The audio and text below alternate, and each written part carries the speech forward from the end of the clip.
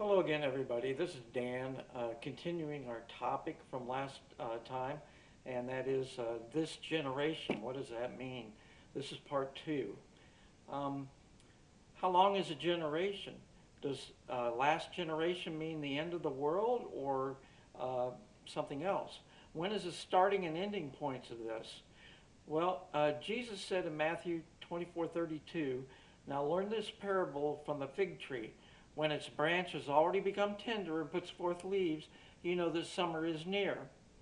Skipping ahead to verse 34, "Assuredly, I say to you, this generation will by no means pass away till all these things take place." Now, most Bible scholars believe that the fig tree refers to Israel. So, according to ancient prophecy, when Israel became a nation again in May of 1948, that began the countdown of the final generation before Christ's return. Well, hold on. Jerusalem was divided until 1967 during the Six-Day War. So does the countdown begin from 1948 or 1967? Don't know. Some say a generation is 40 years, but sometimes a generation is mentioned in the Bible longer, 75 years. But the first mention to Abraham says it's 100 years. And we just don't know. Although the first mention of something in the Bible is usually very significant. The Jews have come back basically in unbelief. What will awaken them spiritually to where they recognize Jesus as their Messiah and call on him to return? Well, remember in the Gospels, the crowd and leadership rejected Jesus, and they called for Pilate to have him executed and to release Barabbas instead of Jesus.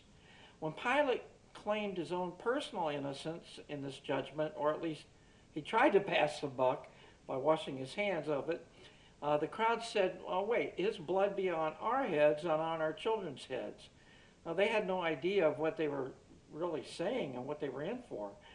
Because of the rejection of their Messiah, Jerusalem, that was not protected and was destroyed in 70 AD, and many people killed or scattered until the regathering in 1948. Jesus held them accountable when he was presented on a donkey as king on the exact date, Palm Sunday, that was told to the prophet Daniel by the angel Gabriel hundreds of years earlier. God is not finished with Israel. Once he removes the church, his focus returns to the Jews. He is protecting them, but he's not doing it openly yet. Now, he did in the past. His glory was in the first temple, and he had, in the wilderness wanderings, he had a pillar of fire by night and a cloud by day to lead Israel. He performed many miracles openly in the past when they acknowledged him as their God.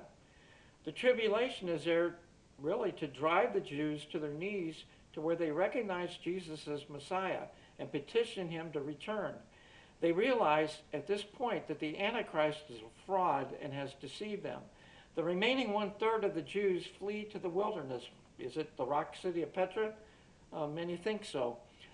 There they will petition Jesus to return, and he does at this point. Jesus will end the tribulation, and the Antichrist, a false prophet, will be thrown alive into the lake of fire. Now, we don't know when the countdown begins for this generation for a reason, to keep us alert and on our feet.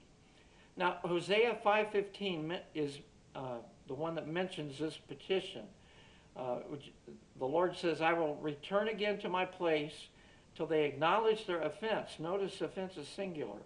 "Then they will seek my face. In their affliction, they will earnestly seek me." Jesus will then return and rule and reign in Jerusalem forever. Now, there is going to be a 1,000-year millennium period, but we'll discuss that later. Links are below. Remember to select all comments below the video. Otherwise, you'll just get one or two of the comments or links. May God richly bless you.